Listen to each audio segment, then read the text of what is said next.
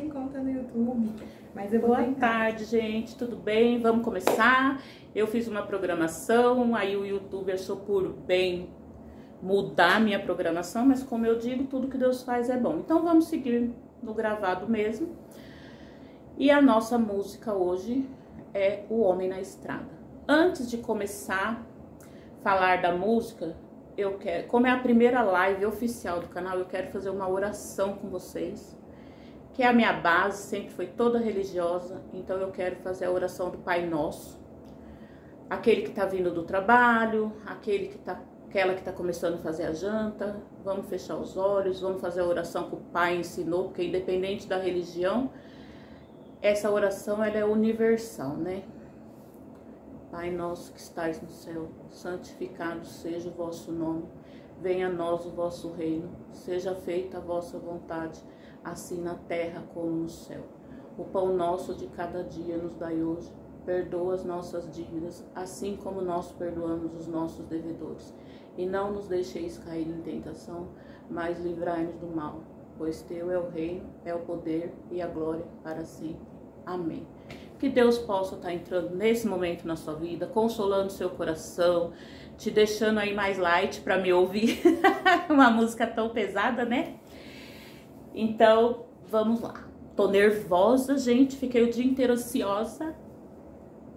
Eu falei assim, estou me achando a Hebe Camargo.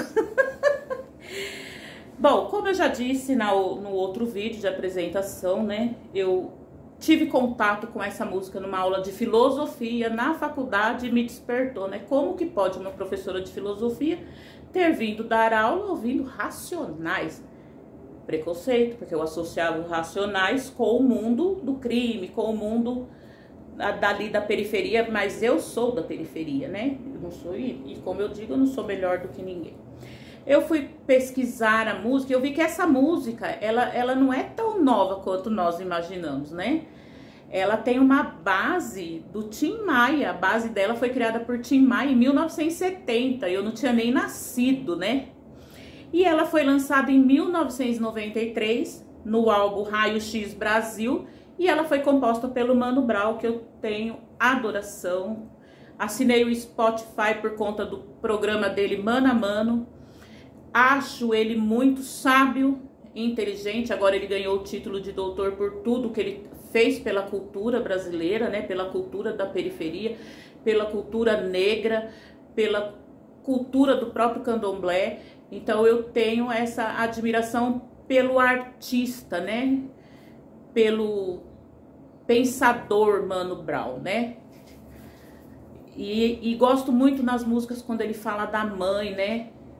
Que ele fala que adora a mãe, ele homenageia a mãe. Eu acho isso muito profundo nele, né? Eu deixei a música aí uma semana pra vocês. Eu tinha uma ideia de fazer aqui com a música passando ali, mas eu acho que vai ficar muito poluído. Então eu vou ler alguns trechos e vou comentar. Até pra não ficar muito pedante, né? Muito maçante pra nós, né? E fala o quê? O homem na estrada recomeça a sua vida, sua finalidade, a sua liberdade. Quando eu ouvi a primeira vez, estava tendo aquele êxodo da Venezuela, do governo do Maduro, o pessoal cruzando a fronteira com o Brasil. Foi a primeira imagem que eu tive, foi aquele monte de família saindo com sacos, com poucos pertences, atravessando a fronteira do Brasil. Eles realmente estavam na estrada, né? Mas a profundidade da música não era essa. Então, ele tá na estrada para recomeçar a vida. E a finalidade é a liberdade. Ou seja, quando a gente fala em liberdade, a gente imagina que ele foi cerceado, né? Ele foi podado, ele foi privado da sua liberdade, né? Então, como o canal tem um fundamento jurídico, vamos lá. O homem, para nós do direito, né? Ele é o quê? Ele é o sujeito titular das relações jurídicas. E ele tem que ser um ser humano nascido com vida. Aí o natimorto. Muitos podem não saber, mas existe um exame que é feito até para provar se aquele ser nasceu e respirou. Porque se ele respirou, ele é considerado um ser humano que nasceu com vida. Isso a gente fala até para efeito de herança, para efeito de sucessão, para efeito dessas coisas. Mas juridicamente o homem seria o ser humano. Tudo bem que hoje em dia o povo fala que o pet é o filho, né? Mas é filho afetivo, não é um filho que tem pet até receber herança. Não me aprofundei nesse estudo, não tenho nada contra, mas me causa estranheza. Como é um assunto que eu não domino, prefiro não comentar. E aí fala, o homem na estrada recomeça sua vida e ele tá na estrada. Quando a gente pensa numa estrada, o que a gente pensa? Eu, pelo menos, né, não viajei muito, mas o pouco que eu viajei, a estrada, aquele lugar, né, você indo assim, sempre a gente pensa no carro, né, nunca a gente tá indo de a pé, aquela estrada longe, aquela visão maravilhosa, né, e a gente tem isso também garantido pela nossa Constituição Federal, que é lá no artigo 5º, no inciso 36, que é o nosso direito de ir e vir no território nacional, né, em tempo de paz. Vamos recordar que um pouquinho agora, bem recente, nós tivemos um tempo que nós ficamos privados de ir e vir por conta da pandemia. Foi terrível, tem um monte de gente até hoje fazendo terapia para se curar das feridas que ficaram no tempo da pandemia, porque aquele isolamento social fez muito mal para todo mundo, né? Eu fui vítima da Covid, graças a Deus não morri. Aliás, quero até agradecer uma amiga minha, a Ana Cláudia, que foi muito importante nesses momentos. Ela me internou porque eu não queria. Quando a mãe dela ficou doente, infelizmente faleceu, a minha mãe também estava internada, nós sofremos juntas. E às vezes tem umas amizades assim que eu deixo, não converso, mas eu amo, eu guardo aqui no meu coração. É igual eu faço umas postagens assim, eu sou amiga porque deve mas eu não sou de ficar abraçando, beijando, ligando, mas se precisar de mim, ó, me chama que eu tô aqui para ajudar. Então, a gente tem isso aí, do tempo de paz. A pandemia não era um tempo de guerra, não era guerra entre humanos, mas era guerra contra um vírus, né? Então, nós tivemos um exemplo muito recente do que é ser cerceado da nossa caminhada, do nosso ir e vir. E foi muito difícil, né? Porém, esse nosso ir e vir, que é assegurado pela Constituição, a lei limita, tem os momentos certos, tanto que fomos limitados na pandemia. E aí ele tá lá, né? A finalidade dele na estrada, o que é? Recomeçar a vida. Ele tá ali e ele tá na iminência de um recomeço. Me identifico, viu? Porque aos 53 anos estou recomeçando a vida aqui em Goiânia, né? E aí nós temos alguns momentos que a pessoa vai perder a liberdade. Quando que a pessoa pode perder a sua liberdade? Só fala que perde a liberdade se tiver baseado na lei. Em flagrante delito. Hoje, com a reforma, nós temos prisão temporária, prisão preventiva e com sentença transitada em julgado condenatório. Porém, tudo tem porém no direito. Recentemente, dia 12 de setembro, agora, saiu o tema 1068 do STF, que diz o quê? Que a condenação do júri popular é soberana. Como que fica nosso Código de Processo Penal? Se a gente só pode ser preso com sentença transitada em julgado, mas agora no recurso repetitivo fala que a sentença condenatória do júri é soberana. Vamos ter mais umas briguinhas aí. Inclusive eu tenho uma cliente que tem uma condenação num homicídio, foi condenada no tribunal do júri e eu tô de cabeça estudando para ver como que eu faço para ela não ser presa antes da sentença transitada em julgado. E aí fala, né, que o homem na estrada teve a sua liberdade que foi perdida, subtraída. E ele quer provar a si mesmo que ele realmente mudou, que ele se recuperou, quer viver em paz e não voltar para o crime nunca mais. Ou seja, ele foi para o crime, ninguém colocou ele no crime. Porque tem certas situações que você escolhe. E eu acho que ser ladrão, ser traficante, ser estelionatário, eu acho que são escolhas. Você tem um momento ali da sua linha divisória que você pode falar, não, eu não vou fazer isso. Agora, o homicida, eu já acho que qualquer um de nós pode se tornar um homicida. Ninguém pode dizer, eu nunca vou matar ninguém. Você não sabe. Se você pegar alguém batendo na sua mãe, Ou se você pegar alguém estuprando sua filha, será que você está livre de ser um homicida? Então eu acho que determinados crimes que nós julgamos, porque nós seres humanos, a gente tem isso de julgar as pessoas, né? Eu julguei aquele que roubou. Ah, mas era estado famélico. Pera aí, gente, a pessoa não é aleijada, a pessoa tem 2 braços, né? Tem tanta gente vendendo água no farol para comer, você vai roubar? Isso aí é opcional. Droga. Você vai escolher vender droga, ao invés de você vender a droga, vai vender água, bem. Vai vender latinha, tem um monte de gente vivendo de reciclagem. E ó, e tão bem, viu? Então, eu acho que são crimes opcionais. Isso é opinião da Simone, tá? É por 53 anos vividos.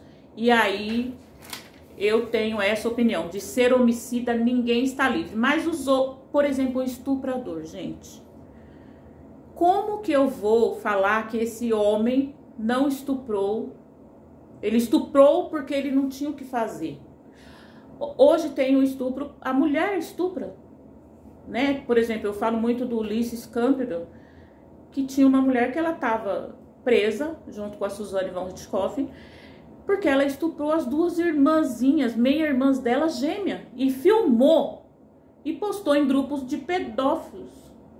Então, fica complicado julgar. Então, e aí fala, né, que o homem ele tá na estrada, que ele quer viver em paz, não voltar ao crime nunca mais. Por quê? Ele foi porque ele quis. Foi uma... E aí fala, pois sua infância não foi um mar de rosas, não. Na FEBEM, lembranças dolorosas, então. Eu acho que nós viemos de uma geração que a infância não foi fácil para ninguém. A minha infância não foi uma infância... Como eu posso dizer, eu sempre fui da periferia, fui do Parque Novo Oratório a vida inteira. Nós morávamos numa viela de barro, eu lembro que eu fazia bonequinho de barro.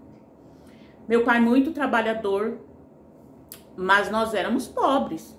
A gente comia arroz e feijão. Tem dia aqui que eu falo pra vocês, eu faço arroz, tomate e ovo, que era o que a gente comia. E nem por isso enveredamos pro caminho do crime. E eu vejo muita gente que cresceu com uma vida muito melhor que a nossa, que infelizmente enveredou pro caminho do crime.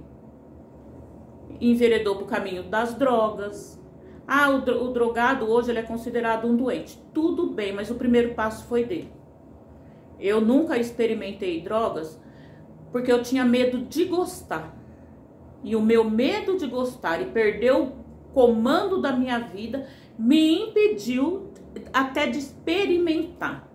Então, eu acho que muita coisa a gente tem que pensar como seres humanos, como adultos. Hoje a gente vive uma geração que quer tudo muito rápido. E essa gana de viver tudo muito correndo, as pessoas estão perdendo prumo. Elas estão perdendo rumo, elas não estão sabendo dar valor nas conquistas. Conquista muito rápido e perde muito rápido. Então... Aí, a infância de ninguém é fácil. Eu tinha obrigação, gente. A gente tinha que lavar banheiro. A minha mãe tinha uns guarda-mantimentos de alumínio. Ela fazia a gente arear aquilo, ficar brilhando. Acho que é por isso que eu tenho trauma de lavar louça. E eu não morri. Gente, a gente apanhava de cinta. O meu irmão apanhou mais, coitado. Mas ele, nossa, ele era terrível também. Hoje não pode bater. Eu comecei a trabalhar com 11 anos. Hoje você só pode trabalhar com 18. Com 14 é menor aprendiz. Gente, com 14 anos o povo tá fazendo muita coisa errada e teria que estar ocupando a cabeça com coisa útil e não tá. Ninguém morre de trabalhar, não. Sabe o que o povo faz hoje com 14 anos? Fica na internet o dia inteiro, fazendo inferno aí nessas redes sociais, fazendo fofoca. E com a cabeça vazia, porque nem na escola tem um projeto de lei aí para proibir o celular nas escolas. Eu, num primeiro momento, sou a favor. Porque quantas vezes você chega na escola, o professor tá dando aula e o povo tá no celular. Então, o povo tá muito conectado no mundo virtual e desconectado com o mundo real. Então, tá tendo uma inversão de coisas aí. E aí ele fala, né? Na FEBEM, lembranças dolorosas, então. Ai, essa parte eu me aprofundei mais ainda. Porque vocês sabem como surgiu a FEBEM?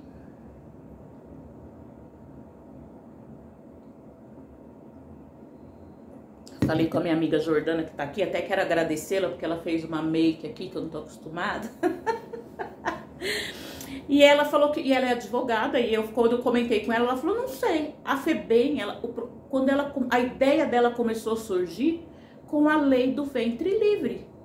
Por quê? A sociedade branca não sabia o que fazer com aquelas crianças que tinham nascido sob a égide da lei do ventre livre e estavam crescendo. Elas não iam para as escolas, porque não tinha escolas para filhos de escravos negros, e aí arrumaram um lugar. Tanto que a primeira... E aí foi amontoando aquele monte de negros, de pretinhos ali, e eles ficavam naquele amontoado. Então, o que aconteceu? Porque a lei do ventre livre, eu anotei aqui, ela é de 1871. E o primeiro Código Penal que veio no Brasil, ele é de 1890. E ali, a condenação já vinha aos 9 anos de idade. Ou seja, com 9 anos, as crianças eram condenadas, julgadas como adulto. Isso no Brasil, Quando foi em 1915, o juiz de uma 4ª vara criminal, esqueci de anotar aqui a cidade, ele sentenciou um menor de 12 anos a 1 ano e 7 meses de prisão por furto. Hoje, nem adulto pega essa pena. Até porque se você pegar uma pena de 1 ano e 9 meses, você começa ela no regime aberto. A pena ela só vai ir para o regime fechado se ela for superior a 4 ou 5 anos. Não me lembro agora.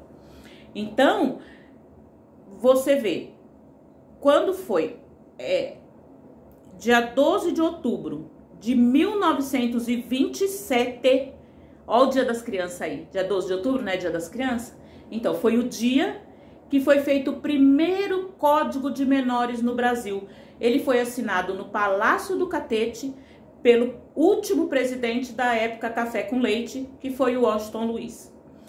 Então, você vê que dentre o começo da libertação da escravatura, porque a abolição veio em 1888, né? Então, em 1871, 17 anos antes, veio a lei do ventre livre. E aí eles começaram a não saber o que fazer com aquele pessoal. E aí começaram a ter... Óbvio, eles não tinham o que comer, eles roubavam para comer. E aí criaram o Código dos Menores e foi evoluindo. Quando foi em 1970, esse primeiro código foi anulado, né? E aí veio a primeira FUNABEM, que era a Fundação Nacional do Bem-Estar do Menor, que depois se transformou na FEBEM e hoje nós temos como Fundação Casa, né? Que fala que é um lugar para menores infratores. Hoje está muito mais mesclado, não são só os negros, mas são o povo periférico que está ali, enfurnado ali naquele lugar. Eu tive alguns clientes que estavam na FEBEM, ainda a gente fala FEBEM, mas é Fundação Casa. Alguns saíram de lá com seus caderninhos que estudaram, alguns saíram dali eu tive um amigo que deu aula de informática na Fundação Casa, mas eu tive alguns que foram espancados na Fundação Casa. Então, porque você vai prender uma criança de 14 anos mirradinha da periferia com aquele que é grandão de 17? Complicado, né? Mas eu queria ter trazido, como eu trouxe, a história da FEBEM, porque eu acho que tem muito a ver com a nossa colonização, com a nossa raiz. Então, eu achei interessante. Aí falamos, sim, ganhar dinheiro, sim, ficar rica, enfim. Muitos morreram assim, sonhando alto assim. Me digam quem é feliz, quem não se desespera, vendo nascer seu filho no berço da miséria. Lembrando que essa música é de 1993. Gente, todo mundo quer ser rico. Todo mundo quer viver bem, porque nós temos uma sociedade capitalista e consumista. Não vou me eximir, que eu também sempre fui muito consumista. Hoje aprendi a ser um pouco mais minimalista, mas a vida que me ensinou. Então, todo esse imbróglio, ele ele vem do quê? Ele vem do sonho da pessoa ser grande. Mas a pessoa querer ser grande com uma certa facilidade, que acaba levando ela para o caminho do crime, né? Por caminhos escusos, por outros caminhos. Que não seja trabalhar e estudar. Meu pai, ele tem uma frase assim, namore com o caderno e case com os livros. Eu tenho um casamento tão sólido com os livros e com o caderno, porque vocês estão vendo que eu tô falando e olhando aqui as minhas anotações. Eu tenho tudo, eu quero anotar. Eu não consigo, nem agenda de celular pra mim não funciona, tem que ser física. Acho que eu sou pré-histórica, né? Eu gosto de um caderninho. E eu adoro caderninhos de efeito, assim, ó, com frases. Olha que lindo esse. Com frases, ó. Adoro essas coisas motivacionais. Aí, continuando na música, ele fala: um lugar onde só tinham como atração o bar e o candomblé para se tomar a bênção. Esse é o palco da história que por mim será contada, o homem na estrada. Ou seja, ele estava numa periferia ali, tão periférica, que o que tinha? Bar, boteco, para quê? Para beber. Lembra da era da cana-de-açúcar? O bar e o candomblé. Gente, candomblé é uma religião de matriz africana. E ela chegou no Brasil com os escravos. Porque lembrando que quem rezou a primeira missa aqui foi o padre Anchieta, então o Brasil era para ser um país católico. Ou seja, o candomblé, por que até hoje o candomblé ele é feito, fala-se que todo candomblé é feito no fundo, era escondido. Se você fosse pego exercendo a sua fé dos negros, você ia preso. Hoje, nossa Constituição diz que somos um país laico. Cada um exercita a sua fé do jeito que achar melhor. Porém, nós, candomblecistas, sabemos que não é bem assim. Hoje temos um número muito grande de evangélicos. Aliás, eu venho de um berço evangélico. Aproveito para deixar o meu agradecimento aqui para a Igreja Evangélica do Povo de Deus, que foi onde eu cresci. Uma homenagem especial para o pastor Silas, que sempre foi um pastor muito importante na minha vida. Eu tinha ele como um avô e a Covid levou. O que eu aprendi, a minha base religiosa foi dentro dessa igreja. Então, depois o mundo, a vida muda e eu acabei indo para o candomblé, onde eu estou até hoje. Porém, eu sou de muita oração, eu exercito a minha fé. Porque a fé sem a obra é morta. A primeira obra do meu filho, começa a orar, começa a pedir, começa a exercitar a sua fé. E o candomblé até hoje ele é discriminado. Ah, eu sou uma pessoa que não tenho preconceito. Vamos lá numa saída de AO? Deus me livre. Preconceito. Ai, por que a Simone vai falar do Racionais? Preconceito. Presta atenção como que está a evolução do mundo e como você está evoluindo com a sociedade. Ou você continua fechadinho na sua casinha. Ou você continua aquela pessoa intransigente que só a sua opinião vale. Eu acho bonito quando uma pessoa muda de opinião. Por quê? Se eu tô vivendo, eu tô aprendendo, eu vou mudar. Tem uma coisa que eu aprendi com a Alcione. Ama Alcione. Eu posso não saber o que eu quero daqui pra frente na minha vida. Porque os nossos quereres vão mudando. Eu não sabia que eu ia querer ter um canal no YouTube. E olha eu aqui na minha primeira live. Mas eu sei o que eu não quero pra minha vida. O que eu não quero, eu tenho isso muito claro. Então eu quero ser uma pessoa de mente mais aberta. Pera aí, então eu vou começar a aceitar, ver as coisas e não criticar. Não que eu tenho que viver aquilo. É igual quando começou o debate do casamento gay. Algum gay pediu para casar com você? Não, então você não é um noivo, fica quieto. Essa resposta depende de quem foi pedido em casamento, não é problema teu. Então, tem muito mais coisas importantes para serem debatidas do que o casamento gay. O que a pessoa faz entre quatro paredes é problema dela. Não te interessa, não vai mudar sua vida em nada. Se preocupa com a sua língua, falando mal do povo. Então, só tinha o bar e o candomblé. Por quê? Porque na época, lá, vamos lembrar, vocês acreditam mesmo que os filhinhos dos escravos podiam ir na mesma igreja que os senhores feudais lá, assistir uma missa, receber a hóstia? Não, né? Então vamos pensar em toda a nossa história para depois nós termos essa coisa da crítica, né? E aí ele fala, né, que esse é o palco, porque o palco dele era essa realidade sofrida, era essa realidade de ser um invisível para a sociedade. E quando ele se tornava visível, era da pior forma, né? Aí ele fala, equilibrado num barranco incômodo, mal acabado e sujo, porém seu único lar, seu bem e seu refúgio, um cheiro horrível de esgoto no quintal. Por cima ou por baixo, se chovesse era fatal. O que a gente pensa? Meu, ele tá morando no morro, ele mora em um cômodo de madeira, o esgoto a céu aberto. Hoje nós temos muito isso ainda no Brasil.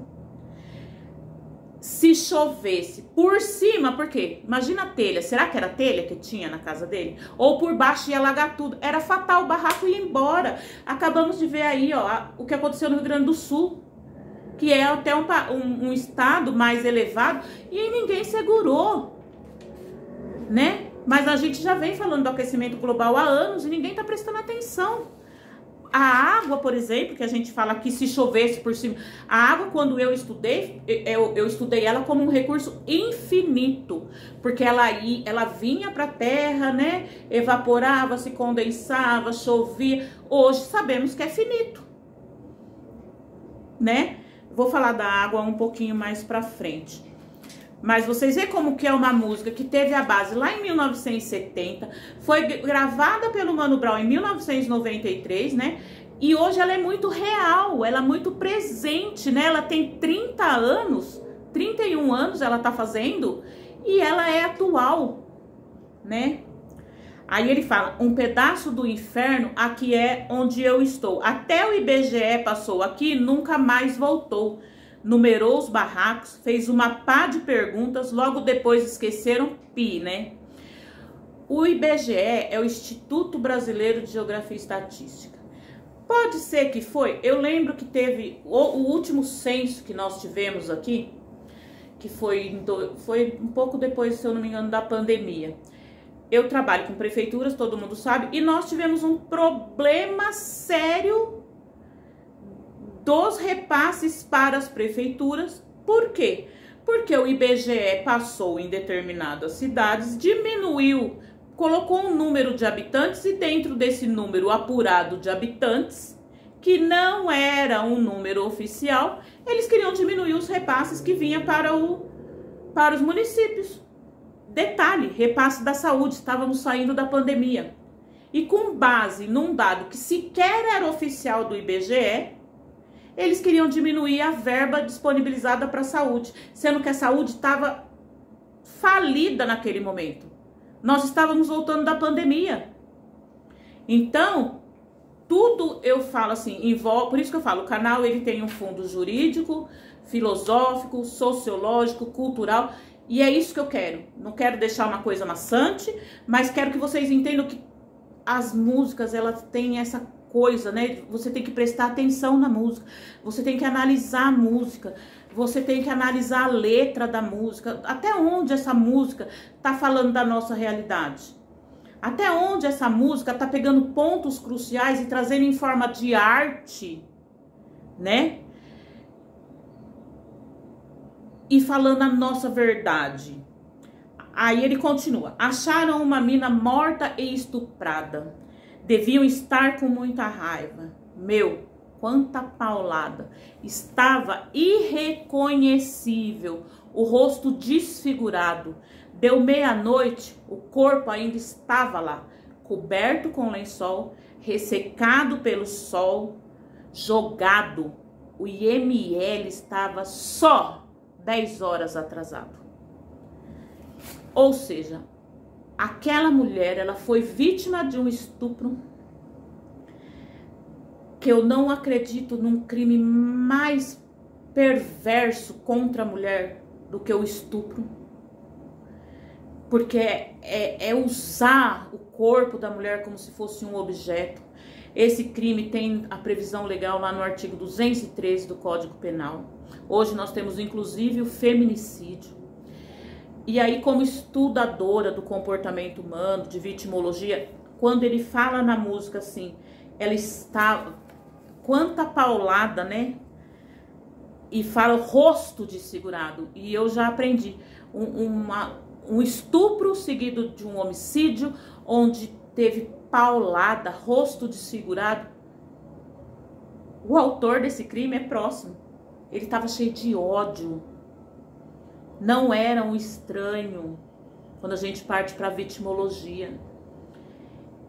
E aí ele fala assim, coberto com lençol, ressecado pelo sol. O IML estava só 10 horas atrasado.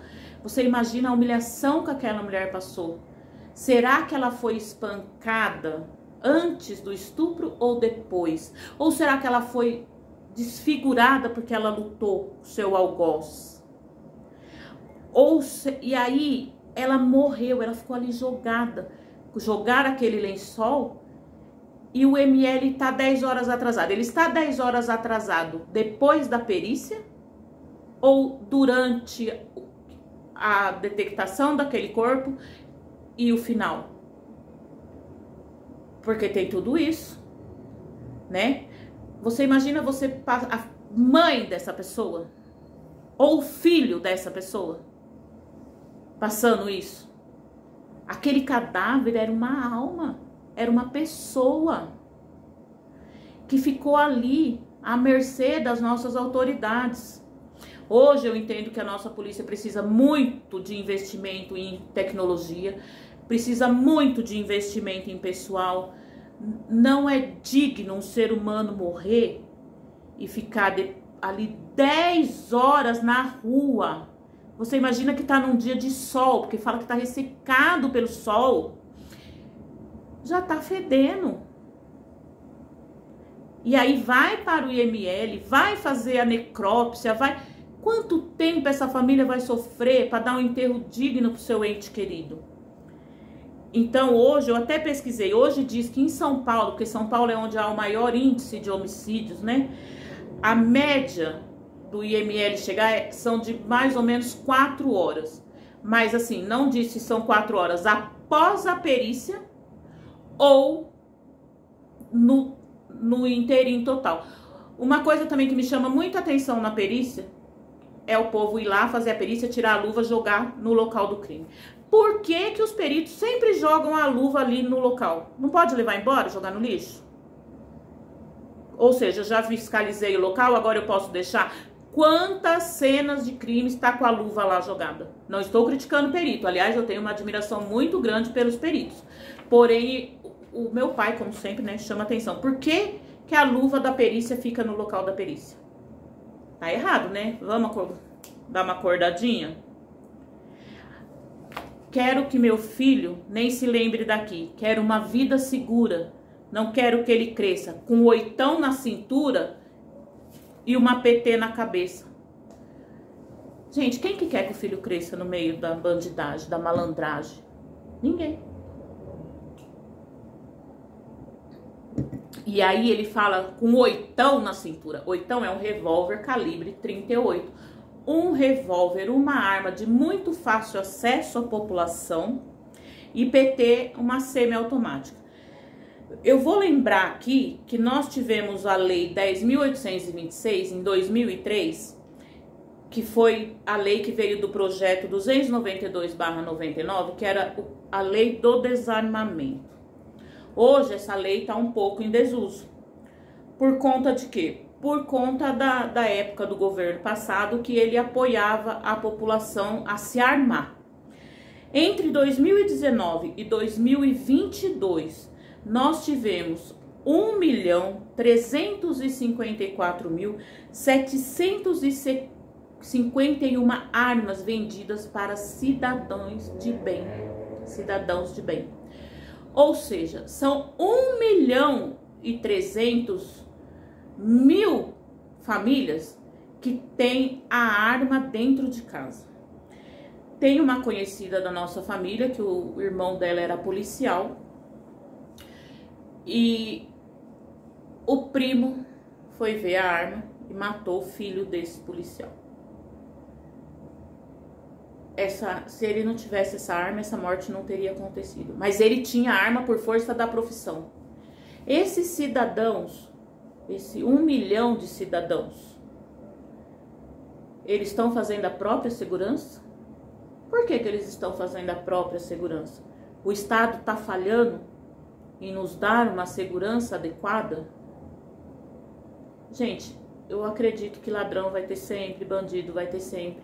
Mas você levar uma arma para dentro da sua casa é opção sua, é escolha sua. Olha como nós estamos falando de escolhas aqui, né? Do nosso livre-arbítrio. Então, presta atenção se você quiser se armar. Eu até entendo que algumas profissões a pessoa anda armada, mas eu também já vi muita gente sendo morta pela própria arma. Eu me lembro na época da campanha do desarmamento, que você levava a arma até uma delegacia, não precisava explicar a origem, não precisava de nada disso, e eles passavam o rolo compressor em cima, tudo. Não vai diminuir a criminalidade. O povo não quer 38. Os bandidos hoje andam com AK-47, com fuzil. Quem anda com semiautomático é a polícia, coitadinha, né?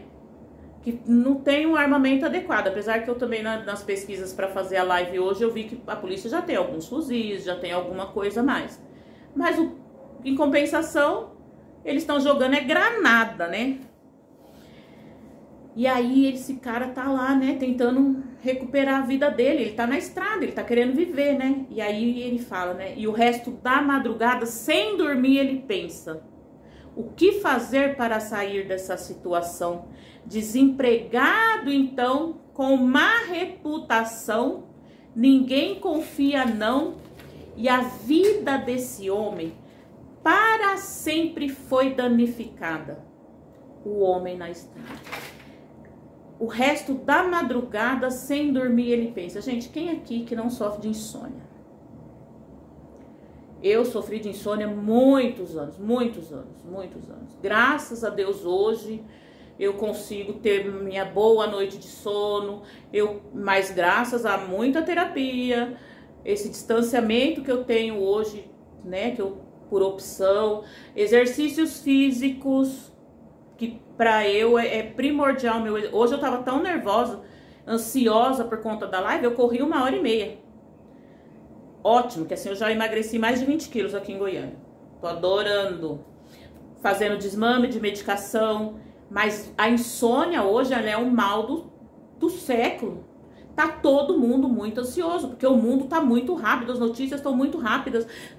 A pessoa não tem como silenciar a mente. E aonde que vai levar isso? Pra que toda essa pressa? Calma. Né? Só que ele tá preocupado, ele não tá dormindo porque ele tá desempregado. Eu pesquisei também, diz que hoje o índice de desemprego no Brasil é de 7,9%. Vocês sabem que isso é uma subnotificação, porque com a pejotização, hoje todo mundo é PJ, e todo mundo abre MEI, então eles não te consideram desempregado. Eles vão te computar como empresário. Quantos MEIs foram abertos e não estão faturando nada? Detalhe, a pessoa abre o MEI sem saber o que está acontecendo e aí ela deixa de entregar as declarações que deve entregar, deixa de recolher aquele impostinho mensal que ele precisa de um contador para estar fazendo a tomada de conta mensal da empresa. Quando ele vê, ele está devendo uma fortuna e ele sequer faturou. Né? Ele fez uma ilusão que ele teria um CNPJ, que ele caminharia com aquele MEI, mas esqueceram de falar que junto com o MEI vem várias obrigações fiscais, acessórias, tributárias, financeiras, que ele vai ter que cumprir, que se ele não cumprir, ele vai ser multado. Hoje, se eu não estou enganada, uma multa na Receita Federal para quem não entrega uma declaração de imposto de renda à pessoa jurídica era R$ 414. Se você não entregar a sua declaração de imposto de renda à pessoa física, era R$ 165 por ano. Por ano. E detalhe, o MEI, ele tem que recolher a guia do DAS, né, para poder fala que você abre o MEI e você tem o seu vínculo com o INSS, mas esquecem de falar para você que você tem que recolher sua contribuição todo mês. Aí você fala, eu vou fechar, você vai fechar, você tá devendo dinheiro lá na Receita, porque hoje é tudo interligado. Hoje quem administra a verba, os valores do INSS é a Receita Federal. Tá tudo ali, ó. Você tem MEI, presta atenção, hein? Tem muita gente voltando a ser CLT porque essa pejotização aí tá dando problema. E a vida do homem para sempre foi danificada. Presidiário, mora num barraco de um cômodo, tem passagem, tá desempregado. Como é que vai reestruturar essa família? Aí continuando, né? Vamos lá, adoro Racionais. Amanhece mais um dia e tudo é exatamente igual. Calor insuportável. Ó, 93, 28 graus. Faltou água, já é rotina. Monotonia, não tem prazo para voltar. Já fazem 5 dias. Quem que não acorda e fala, mais um dia, ai meu Deus. Eu não, gente, ultimamente eu acordo, vamos viver, vamos ver o que tem pra hoje, projeto novo, vamos ganhar dinheirinho, só ganha dinheirinho trabalhando, né? Então vamos animar pra trabalhar, vamos correr, vamos liberar endorfina, né? E é assim que eu tô saindo, que eu saí da depressão, é me cutucando, falando comigo mesma, pegando no meu pé. Reeducação alimentar também, não como mais farinha branca. Calor insuportável, 28 graus. Isso em 93. Estamos em 2024. Sabe a média da nossa temperatura hoje? 34 graus. Se com 28 o calor já estava insuportável, 34, imagina São Paulo, gente. São Paulo não tem vento, que é a selva de pedra, aquele monte de edifício. Você tá ali, tudo poluído, o céu de São Paulo. Eu falo isso porque eu tô em Goiânia, e aqui em Goiânia eu consigo ver estrela, eu consigo ver o céu azul, é um outro céu. Mas eu tenho minha raiz paulista, e São Paulo é aquele ar, né, aquele gás carbônico, aquele monte de carro, aquele monte de coisa. Hoje, por exemplo, ontem à noite estava 37 graus em Goiânia. Então, se lá atrás, há 20 anos, estava 28, vamos prestar atenção no aquecimento global? Vamos andar mais a pé, deixar o carro na garagem? Né? Vamos tentar poluir menos os rios, né? Quanta gente jogando lixo pela janela do carro. Custa você guardar o lixo e colocar no lugar certo? Custa você fazer a reciclagem, separar o que é plástico, separar o que é vidro, separar, sabe? Tá complicado mudar a educação, mas a gente tem que passar isso para os nossos netos. Que mundo eu vou deixar para os meus netos? Um mundo inabitável, né? Aí fala, faltou água, já é rotina, monotonia, não tem pra... 5 dias sem água. Quem lembra do racionamento em 2013, 2015? A Jordana não lembrava. Tadinha, tá comigo aqui, eu falando dela. Ela falou, não lembro, mas é porque ela é nova, né, gente? Gente, vocês lembram que quem gastasse mais água pagava multa? Eles desligavam nossa água, não podia lavar quintal com a mangueira. A gente tomava banho com a bacia embaixo para usar aquela água para dar descarga. E estamos perto de acontecer de novo, hein? Presta atenção, porque isso não é a música, isso é nossa realidade. É o que está acontecendo, né? Aí vamos lá, mais uma parte. São 10 horas, a rua está agitada. Uma ambulância foi chamada com extrema urgência. Loucura, violência, exagerado. Estourou a própria mãe. Estava embriagado. Ah, isso me dá até um... Vou até beber água. Pega água gelada ali pra mim, por favor.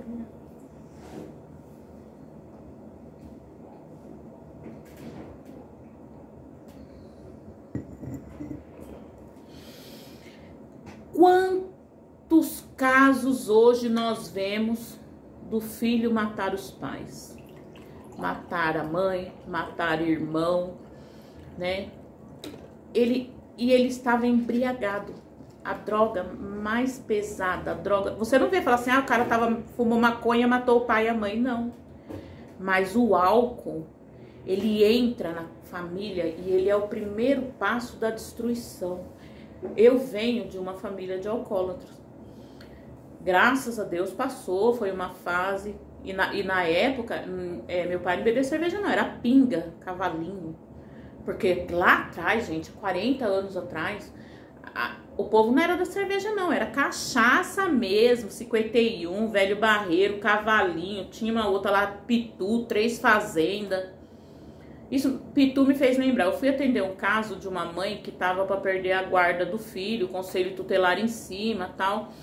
E aí, ai, gente, eu tô dando risada agora, mas na época foi muito pesado. Aí a assistente social foi conversar com a criança e falou assim, a sua mãe te bate? Ele falou, não, ela briga. Ela bate. E assim, ela fica um pouco nervosa quando ela toma Pitu. Gente, Pitu é pinga. Então aquela mãe bebia e espancava o filho, né? E aí a gente vê o caso aqui de um filho que ele tava louco e ele matou a mãe, feminicídio. Estamos atualizados já, né, na legislação. Mas aí o que acontece? Mas bem antes da ressaca, ele foi julgado. Arrastado pela rua pobre do elemento, inevitável linchamento, imaginem só. Ele ficou bem feio, não tiveram dó. E aí eu fui, lógico, pesquisar para fazer a música. Gente, linchamento não está previsto no Código Penal. Gente, como o nosso Código Penal está defasado, né? Existe hoje um projeto de lei, o 1873 de 2023, que ele prevê linchamento virtual. Porém, no nosso Código Penal só existe o artigo 345 que fala de fazer justiça com as próprias mãos e a pena, detenção ou multa. Porque o linchamento você não consegue detectar o autor, são vários. Vocês lembram de uma grávida, de uma mulher que foi confundida com uma sequestradora de criança? E ela foi linchada, se eu não me engano, foi numa litoral aí de São Paulo, em Santos, não lembro. E não era ela, teve até uma novela, né, que foi inspirada nessa história. E a mulher não tinha nada a ver. Não era ela, pelo retrato falado que era muito parecido, né? Ela foi linchada. E o linchamento não tem previsão legal. Hoje estão tentando o linchamento virtual. Porém, o linchamento mesmo não tem. E aí a gente fala, na música, esse rapaz matou a mãe porque ele estava bêbado. Ele estava sob efeito da droga. Não que isso seja escusa nem excludente de culpabilidade para ele ser penalizado. Existe uma justiça, porque senão nós viveríamos uma anarquia e vivemos um Estado democrático de direito, que ele deveria ter sido levado a julgamento e pagado sua pena. Mas não, ele foi linchado. Até porque estamos falando ali na favela, hoje é comunidade, né? Os ricos fazem campanha contra as drogas e falam sobre o poder destrutivo dela. Por outro lado, promovem e ganham muito dinheiro com o álcool que é vendido na favela. A gente não precisa falar que quem banca o cartel de droga, ele não mora na favela.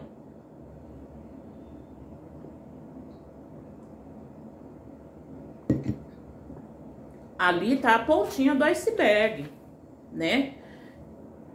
Os poderosos chefões são outros, né? Então, empapuçado ele sai, vai dar um rolê. Não acredita no que vê, não daquela maneira.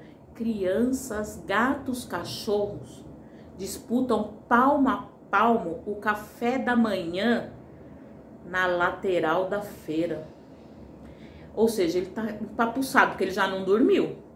Ele tá de saco cheio. Aí ele sai e vai dar uma volta. Porque ele saiu da cadeia, ele tá tentando recomeçar. Aí ele não acredita no que ele vê. O que ele vê? Porque feira em São Paulo começa mais cedo. A minha base toda é São Paulo. Vamos dizer que ele tá no Mercadão? Aí ele vê criança, gato e cachorro disputando aquilo que sobra do Ceasa. Quantas reportagens das pessoas pegando aquelas frutas.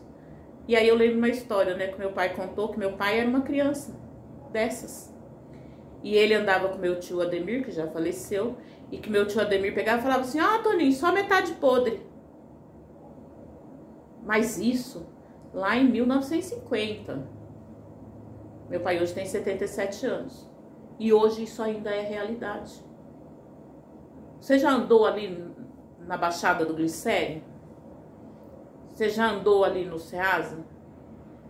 Para você ver quanta criança está comendo aquilo ali? E ele realmente está disputando? Com criança, gato, cachorro. Café da manhã na lateral da feira, eles estão caçando o que comer. Então, é muito atual, né? Molecada sem futuro eu já consigo ver.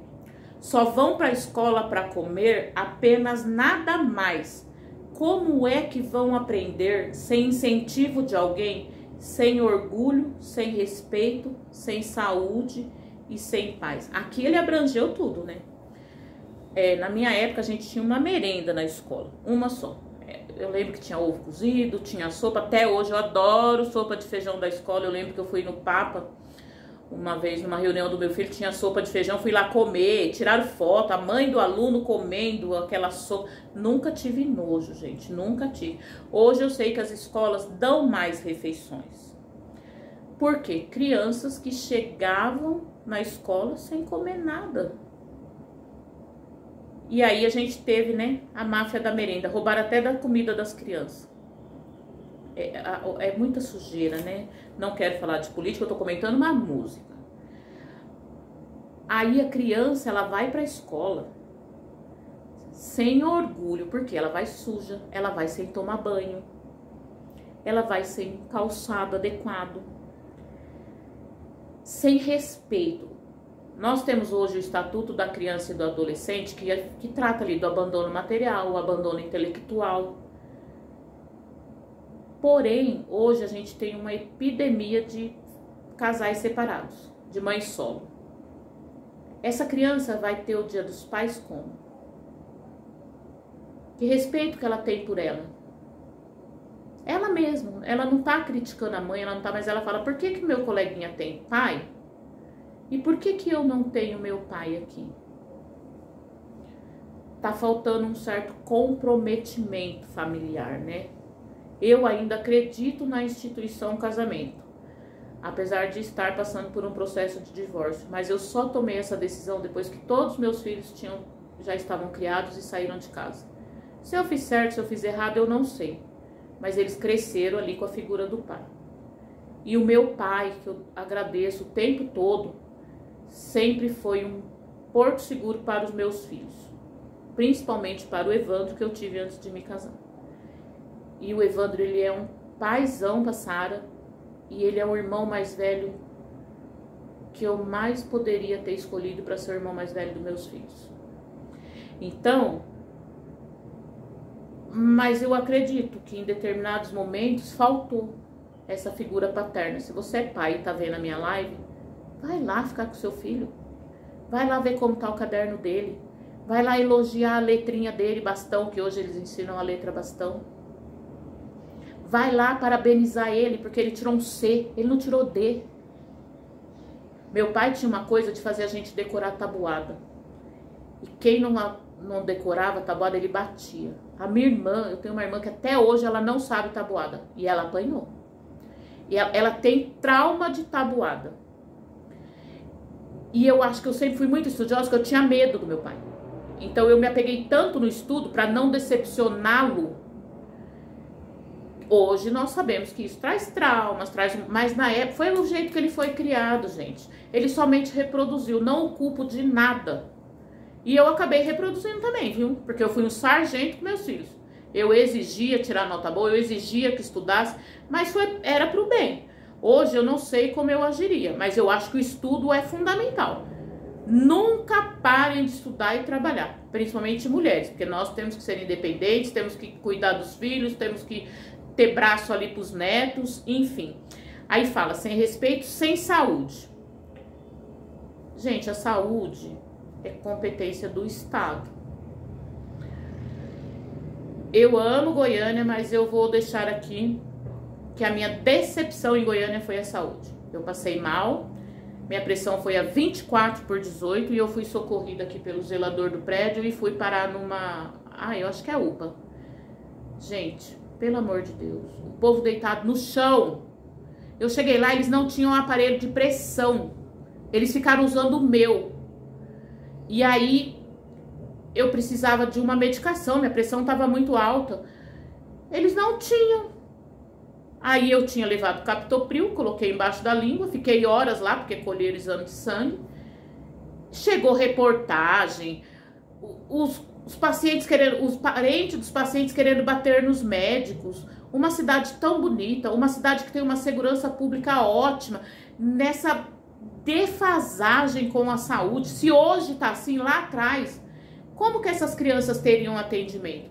Aqui em Goiânia nós estamos tendo um surto de doenças pulmonares, ar muito seco, muita queimada. Não sei como estão dando conta das crianças, porque São Paulo também está o caos por conta do tempo seco. Então, a saúde é prioridade e convênio não tá diferente não, viu? Quando eu tive Covid, eu fiquei internado no hospital de campanha e os médicos das redes particulares mandavam as pessoas irem para o hospital de campanha. E falavam, quem vai curar Covid, só quem consegue é o Estado. Os hospitais particulares não tinham como. E falam, sem saúde, sem paz. Se a gente não tem respeito, não tem orgulho, não tem saúde, não tem comida, como é que a gente tem paz? E o que é paz? A gente tem que refletir. Hoje, eu falo assim que eu tenho paz. Trabalhar e pagar conta, eu vou ter que fazer isso. Mas eu sou mais leve. Paz é um estado de espírito, gente. Você tem que estar em paz com você. A paz, ela não vem de fora para dentro, ela vem de dentro para fora. Então, presta atenção. O que você está trabalhando aí na sua saúde emocional. Vocês sabem, né? Comportamento humano. Um mano meu estava ganhando um dinheiro. Tinha comprado um carro, até Rolex tinha. Foi fuzilado a queima-roupa no colégio, abastecendo a playboyzada de farinha. Ficou famoso, virou notícia, rendeu dinheiro aos jornais, cartaz à polícia. 20 anos de idade, alcançou os primeiros lugares. Superstar do Notícias Populares. Gente, um cara com 20 anos andando de Rolex. Rolex hoje ele varia de 28 a 67 mil reais. Como que ele estava ganhando dinheiro? No tráfico. Abastecendo a playboyzada de farinha. Gente, era cocaína. Não pode falar isso? O YouTube vai me derrubar? Não sei, tô aprendendo, é a primeira live. Então, ele comprou carro, tudo, ele ia no colégio. Colégio, a gente faz high school, né? O colégio é aquela época da adolescência. É quando a família começa a perder os filhos, né, pras drogas. Tá na porta da escola a droga, gente. E ele tava de carrão, de Rolex. Quem ia falar que ele era o traficante? Então, vê como que dentro da própria música dá um salto. A droga deixou de ser a periferia, ela já tá aqui, ó. Ela já tá no asfalto. Já tem um playboy de carrão ali, de Rolex e tudo, vendendo droga pros playboy. Só que o que aconteceu? Foi fuzilado. Virou superstar do Notícias Populares. Eu acho que eu comentei do Notícias Populares no meu vídeo de apresentação. O Notícias Populares era um jornal, gente, que vocês não têm noção. Se você torcia, saía sangue. E meu pai comprava todo dia, até que eu falei que eu copiava uma coluna lá. Ele foi lançado em 1963 e a última edição dele foi dia 20 de janeiro de 2001. E ele se destacava porque ele trazia casos bizarros. Morte, ele punha foto colorida, numa época que até a televisão era preto e branco. Então, esse Notícias Populares, ele... Quem não lembra do Gil Gomes? Gente, eu sonhava com aqueles crimes que o Gil Gomes narrava. E depois eu via Notícias Populares, o crime. E aí eu sonhava com os crimes. O cara virou superstar do Notícias Populares. Jornal de crime. Ele, com 20 anos ele morreu. Acabou. Uma semana depois chegou o crack. Gente rica por trás, diretoria. Aqui periferia, miséria de sobra. Um salário por dia garante a mão de obra. A clientela tem grana e compra bem. Tudo em casa, costa quente de sócio, a playboyzada muito louca até os ossos. Vender drogas por aqui, grande negócio. O crack, ele chega no Brasil, nos Estados Unidos ele chegou antes, mas no Brasil ele chega na década de 90. Por que chegou o crack aqui? Nós tínhamos uma epidemia de AIDS. E como que um dos meios de se contrair a AIDS era a droga injetável. O que fizeram? Pegaram essa droga injetável, transformaram em pedra e ela passou a ser fumada. Ou seja, deixou de ter aquele surto das picadas e passou. Só que aí o que aconteceu? O acesso ficou mais fácil. E hoje nós temos Cracolândia, temos várias coisas que aconteceram. E o crack é uma droga que se você fumar uma vez, você se perdeu. Então, cuidado, gente. O crack chegou num momento para resolver uma situação que era a propagação da AIDS, mas o crack se espalhou de uma tal maneira que ele atingiu todas as classes sociais. E ele atingiu muita gente de uma classe média alta, porque eles tinham acesso e que se transformaram e foram morar na Cracolândia. Você vai na Cracolândia, você vê médico, você vê advogado, você vê engenheiro, que são pessoas que perderam para droga. Então evita, é igual que eu falo nos alcoólicos, evita o primeiro gole, evita a primeira experimentada, entendeu? E droga só compensa pro chefe, porque os vendedores não estão. Aí vem de novo, né? Sim, ganhar dinheiro, ficar rico, enfim. Quero um futuro melhor, não quero morrer assim, num necrotério qualquer, um indigente sem nome, sem nada, um homem na estrada. Assaltos na redondeza levantaram suspeitas. Logo acusaram a favela para variar. E o boato que corre é que esse homem está com o seu nome lá na lista de suspeitos, pregada na parede do bar. A noite chega e um clima estranho no ar, e ele, sem desconfiar de nada, vai dormir tranquilamente. Mas na calada caguetaram seus antecedentes, como se fosse uma doença incurável. No seu braço a tatuagem, DVC uma passagem, um 57 na lei, do seu lado não tem mais ninguém. Ou seja, fuxico de boteco, falaram que esse homem que estava tentando recomeçar a vida tinha uma passagem que ele pagou. Perante a justiça do homem estava paga. 157, que é o assalto à mão armada com emprego de arma de fogo. Hoje em dia usam muito simulacro, mas estão considerando, já é pacificado isso, que se você usar de simulacro para amedrontar a vítima, você vai responder por 157, não 155, que é furto. Então, você tem uma passagem, você ficou marcado. Não importa que você pagou a sua dívida. Se eles querem que você seja, aumentem a pena, diminuam o nosso código de execução penal, muita saidinha. Agora mesmo saiu 50 mil presos para rua por conta do feriado de 12 de outubro. Já tá aí, ó, 50 mil. Quantos vão voltar? Eu garanto para vocês, 50% não volta. Não volta. E tem uns que vão na saidinha mesmo, eles voltam presos por outro crime. Eu falo porque eu atuei bastante no criminal, parei por conta aí de tudo, hoje cai na mão do PCC, mas vou chegar aqui numa parte da música do PCC. E assim, não tem a pessoa, eu não sei como que fala que tá ali pra se regenerar, ele entra ladrãozinho de tênis e ele sai traficante, ele sai comandando uma comunidade inteira, né? A justiça criminal é implacável, tiram sua liberdade, família e moral, mesmo longe do sistema carcerário, te chamarão para sempre de ex-presidiário. Não confio na polícia, raça. Se eles me acham baleado na calçada, chutam minha cara e cospem em mim. Eu sangraria até a morte, já era um abraço. Por isso a minha segurança eu mesmo faço. Vamos lembrar que a música é da década de 90, quando a polícia, nós vínhamos do massacre do Carandiru, né? Teve aquele caso também da favela naval, onde ainda nós tínhamos resquícios do militarismo, e a polícia militar, ela tinha essa, que é a polícia ostensiva, né? De cuidar-lhe, e a polícia, ela não fazia muita distinção, né? Ela pegava mesmo, batia. Quem lembra lá do ônibus 174 no Rio de Janeiro? O cara saiu vivo, ele foi morto dentro da viatura. Então, teve muitos casos da polícia usar do excesso.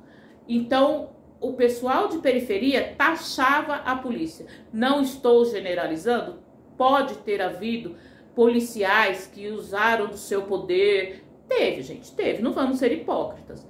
Que usaram ali da força, usaram, se excederam, teve sim, né? E aí ele xinga a polícia, que eu acho que isso não é legal, independente de qualquer coisa. Então a gente tem que respeitar, porque em toda profissão tem os bons profissionais e os maus profissionais.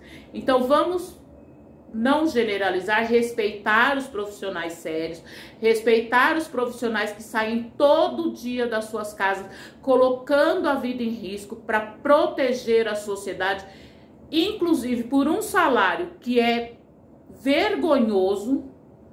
Quanto vale a tua vida? Você sairia disposto a trocar tiro com um bandido, com uma pessoa que você nem conhece? E a tua família? Descobri, o salário da polícia hoje, R$ 6.300. Tua vida tá valendo isso? Você vai deixar seu filho crescer sem pai por isso? Então vamos respeitar um pouco mais a polícia? Quando ela faz uma blitz, ela tá ali para te proteger. Se o documento do seu carro tá atrasado, regularize. Se você tá com uma maconha porque você é usuário, segura o rojão, vai lá assinar um termo circunstanciado de usuário. Depois vai lá na frente do juiz lá prestar serviço para a comunidade. A polícia tá fazendo o trabalho dela. Hoje a polícia tem uma outra mentalidade, vem vindo de uma outra era, né? De um outro milênio. A música é da década de 90, a polícia não via, né? Atirava primeiro, perguntava depois. Muita coisa mudou, muito trabalho terapêutico foi feito dentro da polícia, muito trabalho de conscientização. Eu falo isso porque eu tive professores, delegados, tive uma professora que era juíza corregedora da Polícia Militar. Então, muita coisa mudou. Hoje eu acredito muito mais no trabalho policial, tanto na Polícia Militar, quanto na Polícia Civil, da Polícia Judiciária, que é a polícia investigativa. Conheço muita gente dentro, conheço muitos delegados sérios, né? Então, se nós, como cidadãos, respeitarmos a polícia nos respeitará. Porque é o espelho, né? Você vai me tratar do jeito que eu te trato. Muitas vezes eu falava com meus filhos, começava a discutir, falava, olha o tom. Minha família tem o tom alto, já perceberam, né? Eu sou a mais calma, imagine os outros, tudo louco. Mas assim, eu acho que a polícia fala assim pra você, cidadão, os documentos. Mas por que os documentos? Você sabe com quem você tá falando? Gente, a era da carteirada já passou. Não fala lá que somos todos iguais perante a lei? Lá não fala assim, juiz vai ser melhor que advogado, juiz é melhor que polícia, deputado é melhor do que o cabo. Não, nós somos iguais, a nossa profissão não nos distingue como cidadãos. Entendeu? Como cidadãos a gente tem que... A gente cobra tanto uma política de segurança pública do Estado, e por que não respeitamos quando o Estado põe o pessoal na rua para trabalhar? Vamos começar a partir de nós esse respeito. E ali tem uma blitz. Eu não... E outra coisa, suborno. O policial aceitou o suborno. Pera aí. Se ele aceitou, quem cometeu o crime primeiro foi você que ofereceu. Corrupção ativa. E ele recebeu corrupção passiva. Você é tão criminoso quanto ele. E você não sabe o que ele tá passando em casa. Ele ganha 6 mil por mês. Aí vem aquele monte de desconto. Ele paga a casa porque ele comprou lá pra pagar 40 anos. Quanto sobrou pra ele? Às vezes ele tá com o filho dele precisando de um remédio e você ofereceu um dinheiro pra ele. Ele é ser humano. Ele tá no exercício da profissão dele. Então, se respeite o profissional para cobrar alguma coisa do Estado, né? É madrugada. Parece estar tudo normal, mas esse homem desperta pressentindo o mal. Muito cachorro latindo, ele acorda ouvindo barulho de carros e passo no quintal. A vizinhança está calada e insegura. premeditando o final que já conhecem bem. Na madrugada da favela não existem leis. Talvez o silêncio, a lei do cão, talvez. Gente, vocês já perceberam que quando vai acontecer alguma coisa com a gente, dá aquele, você sente assim um frio na espinha, você sente um desconforto na barriga? É o teu sexto sentido. Por que as pessoas não dão ouvido pro sexto sentido? Quando um negócio meu vai dar errado, alguma coisa me avisa. Às vezes eu insisto e me lasco, né? Mas assim, você tem esse pressentimento. O nosso corpo avisa, a energia avisa, tudo é energia, aquela sensação, sabe? E você não dá atenção. Ele teve o pressentimento que tá cachorro latindo. Pô, ele mora na favela. Naquela época os cachorros ficavam tudo na rua. Agora não, os cachorros ficam tudo dentro de casa, de roupa, de cama, né? Até de sapato. Mas naquela época os cachorros eram no quintal. E aí o povo da favela já sabe o que vai acontecer. Só que a lei da favela vale mais do que a outra lei, a lei do silêncio. Eu lembro uma vez que eu fui procurar um cliente, eu era contadora dele, e eu bati na casa dele e falei, o fulano tá aí? Ah, não conheço. E eu pensando, ele marcou comigo, não conhece. E era divisa de Santo André com Mauá. E eu falei assim, mas eu marquei com ele. Aí sumiram, não apareceu ninguém. Aí eu chamei, olha eu, gente, eu não tinha noção do perigo. Chamei de novo. Aí ele saiu. Aí ele falou, oi doutora, tudo bem? É a lei do silêncio, gente. A lei do cão. A lei do cão, vocês sabem, né? Falou, morreu. Então, é assim que funciona. Aí fala, vão invadir o seu barraco, é a polícia. Vieram para arregaçar, cheios de ódio e malícia, tá? Comedores de carniça. Já deram minha sentença e eu nem tava na treta. Não são poucos e já vieram muito loucos matar na crocodilagem, não vão perder viagem. A polícia chegou ali para matar. E por que ele fala muito loucos? Eu fiz um levantamento recente. Hoje, 50% do nosso efetivo de polícia tem problema com droga. Quando eu falo droga, eu estou abrangendo tudo. Eu não estou falando que são cheirador, não. Eu estou falando do álcool, eu estou falando dos remédios psicotrópicos e das drogas em geral. 50% do nosso efetivo policial tem algum tipo de dependência química. Então, olha como a mente tá precisando ser cuidada. Eu falei pra minha colega outro dia assim, se você quebrar a perna, você vai no ortopedista, sua cabeça tá com problema. Por que você tem preconceito de ir no psiquiatra? Nossa saúde mental está em ruínas. A pandemia piorou. A violência piorou. Essa rapidez de informação piorou. Esse negócio de receber mensagem, responder na hora, tudo correndo. Gente, não dá tempo de pensar. Vamos cuidar da nossa saúde emocional, vamos cuidar do nosso psicológico, vamos ter tempo para nós. Aí ele continua, né? 15 caras lá fora, diversos calibres, e eu apenas com uma 13 tiros automática. Ó, porque lá atrás ele falou que a segurança dele ele fazia. E ele saiu da cadeia e ele já tem uma arma, né? Só eu mesmo e eu, Deus e meus orixás. No primeiro barulho eu vou atirar. Se eles me pegam, meu filho fica sem ninguém. Já deduzimos que não tem mãe. O que eles querem? Mais um pretinho na FEBEM. Ou seja, cercaram a casa dele, várias armas, e ele com uma semiautomática lá, uma 13 tiros automática, só ele, Deus e os orixás, né? E por quê? Porque ele tinha o candomblé. Só tinha o bar e o candomblé para se tomar a bênção, né? A gente sonha a vida inteira e só acorda no fim. E a verdade foi outra. Não dá mais tempo para nada. O homem na estrada. Quantos anos você tem? Você continua sonhando? Não acordou ainda?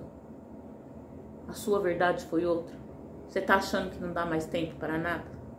Eu também pensava isso. Olha eu virando youtuber com 53 anos.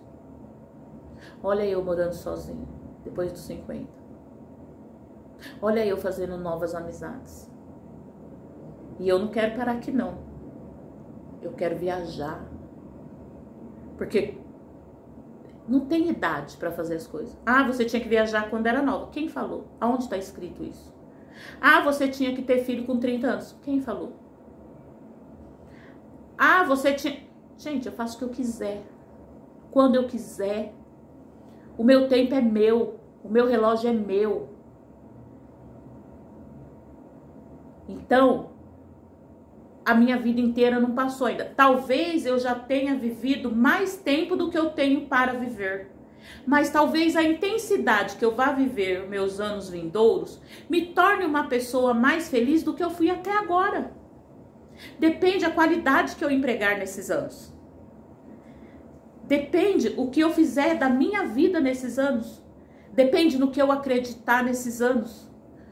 Depende de como eu me comportar. Eu falo, gentileza gera gentileza. Eu sou uma pessoa que eu tenho amor para dar. Se você quiser me dar outra coisa, eu não vou mais receber. Agora, se você der rancor, você vai receber rancor. Se você der humilhação, você vai ser humilhado. Eu transbordo amor. Quem me conhece sabe. E é isso que eu tenho para oferecer. Hoje eu ofereci para vocês um pouco do meu conhecimento. E dá tempo. Gente, 53 anos, se eu viver mais 10, são 10 anos que eu quero viver de alegria, eu quero viver intensamente, eu quero viver dando risada. Como eu disse, a missão que Deus me deu, Ele deu 4, Evandro, Elias, Eliseu e Ederson. Eu cumpri minha missão, eles estão caminhando sozinhos. E eu espero que eles caminhem com qualidade. Muitas vezes eu não pus qualidade na minha vida. E que qualidade você está colocando na sua? Né? Aí depois no final da música, a última parte tá lá assim: homem mulato, aparentando 25 anos, é encontrado na estrada do Mboi-Mirim sem número. Tudo indica ter sido um acerto de conta entre quadrilhas rivais. Segundo a polícia, a vítima tinha vasta ficha criminal. Aqui é uma música de 93, ainda tínhamos quadrilha. Hoje a gente não tem mais essa figura, nós temos associação criminosa. A música é de 93 e aí é onde eu vou falar do PCC. O PCC ele foi fundado dia 31 de agosto de 93 no Complexo Presidiário de Taubaté. Hoje o PCC ele está em 24 países. Não existe guerra entre quadrilhas rivais. Existem guerras entre facções rivais. E com um pequeno detalhe. Vocês lembram do toque de recolher do PCC? São Paulo parou. Hoje o crime está mais organizado do que a nossa polícia judiciária. Vocês sabiam que para ter uma rebelião tem que pedir licença para o PCC?